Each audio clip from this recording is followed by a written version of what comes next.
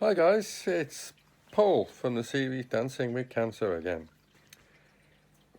Up to now, all the videos have been about how I feel, what's been happening, and stuff all around that. But this series is called Dancing with Cancer. So it's time to talk a little bit about the dancing part of it. I've been music obsessed since I was out of the womb, I think. There are actually cine videos, gives a clue of my age, of me at family do's at the age of about 6 and 7. And the video simply show me on the dance floor and nobody else, dancing around like a complete lunatic.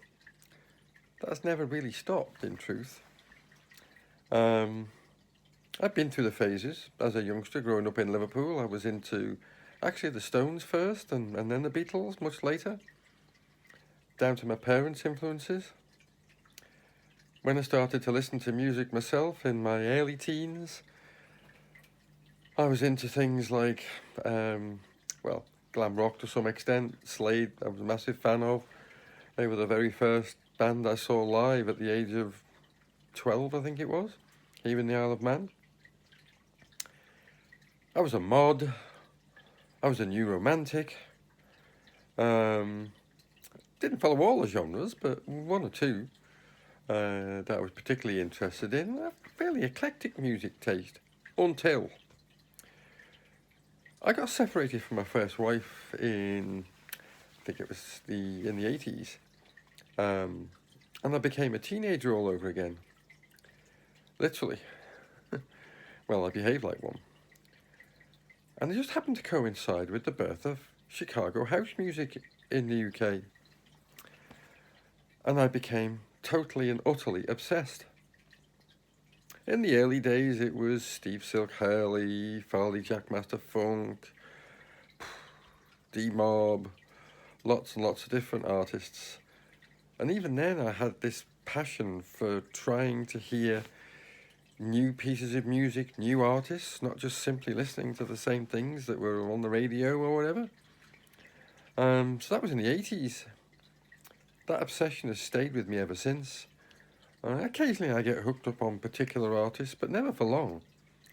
I'm always on the search for something new.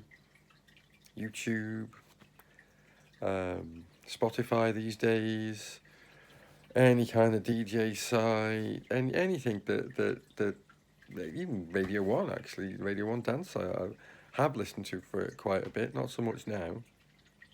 And when I rediscovered the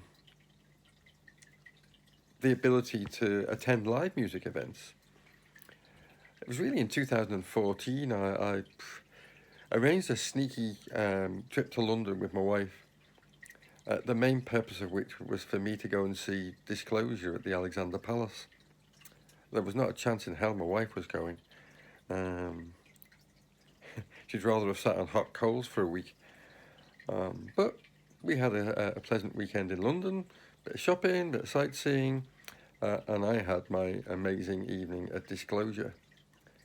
And it completely lit the fire in me for attending live events, which I'd done many years before, but when you get married again, or when you get married and your partner isn't into it, you tend to not do that so much.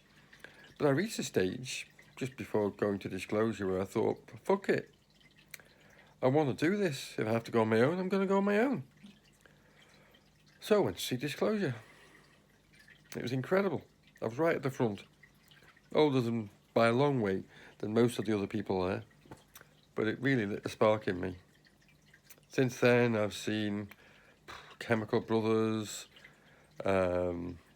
Rudimental, started to go to dance music events in Liverpool at various different places. Bit of the Ministry of Sound nightclub a few times, but the Cream Nation as it became. Steelyard events when they were touring with that model. Creamfields a couple of times. Lots of other events. This year I had a 5-night holiday on my own in Ibiza, clubbing. It was absolutely incredible. I became to be particularly obsessed with the act, I'm going to call them Camel Fat. Two guys from Liverpool, two Everton supporters, playing the most unbelievable music, or creating the most unbelievable music. I think I've now seen them 9 times, including 3 times in the last 3 months. So, yeah, you might call it an obsession. So the reason I'm telling you this is that when I had my meeting in Liverpool a couple of weeks ago, and it looked like we had a treatment plan, it's put off a little bit now, I'll find out more about that this week. My brother, who was with me, unbelievably asked the specialists whether we could continue to go to another event that we had booked.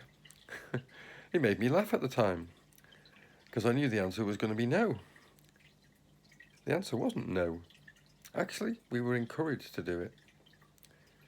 And yes, there are risks of infection and immunity could be low, but actually I was really encouraged to do it.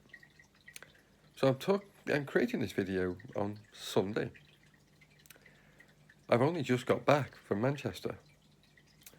On Friday night, my brother and I saw Faithless at the O2 Victoria in Manchester. It was sensational. Full live band. And lots of people who know me know that when I go away from the Isle of Man for dance music, I simply announce that I'm going to church. And that comes from the Faithless song, God is a DJ. This is my church. This is where I heal my hurts. For tonight, God is a DJ. It's a mantra for me. So it felt incredible to do that this weekend. So that was Friday night. And last night, my brother and I went and did an all-nighter at the Warehouse Project in Manchester to see my heroes Camel Fat again. It was off the scale. At the end of the night, I felt unbelievably emotional about it. As I said to my brother, this feels like, if it's not the last time, it's certainly the last time for a while that I'm going to be able to do anything like this. I almost felt reluctant to leave the venue. I obviously looked in a bit of a state because one of the well-being and security guys came up and asked me if I was all right. I think I was on the verge of breaking down. I almost wish I had, but he sort of snapped me out of it. But actually it was a euphoric weekend. It's left me with some incredible memories, which will be in my head forever, and certainly be in my head when I'm having my treatment. And the sounds are always there. Spotify, wherever I choose to listen to it, or however I choose to listen to it. And I have no doubt that all that's going to help me through.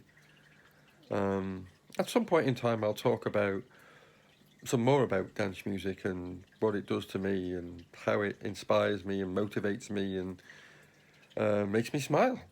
Certainly makes me sing, unfortunately for my neighbours. So I'm going to leave this video, or I'm going to try and leave this video with a few stills.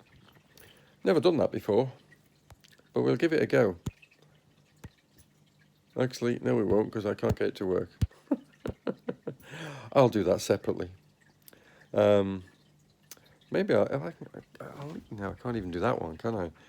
In the just about to see that picture above. That picture with Camel Fat is actually me at a Camel Fat gig at the Liverpool Pierhead year before last. Somebody in the audience captured that picture without me knowing, posted it on Camel Fat's Twitter page. It went a bit viral, and then I had it turned into a painting. Although it looks a little bit like Munchausen's The Scream, I love it. It absolutely captures exactly how I feel in those moments. Lots of people, particularly this year, who I've met at gigs when I've been going on my own, like in Ibiza, kept saying to me, "You keep dancing like a loon with your eyes closed on the dance floor. What's that about?" And that phrase, being lost in music, 100% applies to me in those environments. That's exactly what it does. I don't care who sees me. I don't care who talks to me. I don't care how stupid I look. Um, I'm enjoying it. So I'm going to stop there. We're around about the 10-minute point again. Not that I really give a shit about that, but I think that's enough. At some point in time, I'll definitely talk more about dance music, probably in the context of dealing with good days and bad days, but who knows? Um, if there's anybody else out there, by the way, who has a similar interest to me and would ever fancy meeting up, who's been through or is going through this cancer journey, I'm up for that. Um, beware though, it could be fun. Okay, so signing off for now. That's bye from Paul from the series Dancing with Cancer.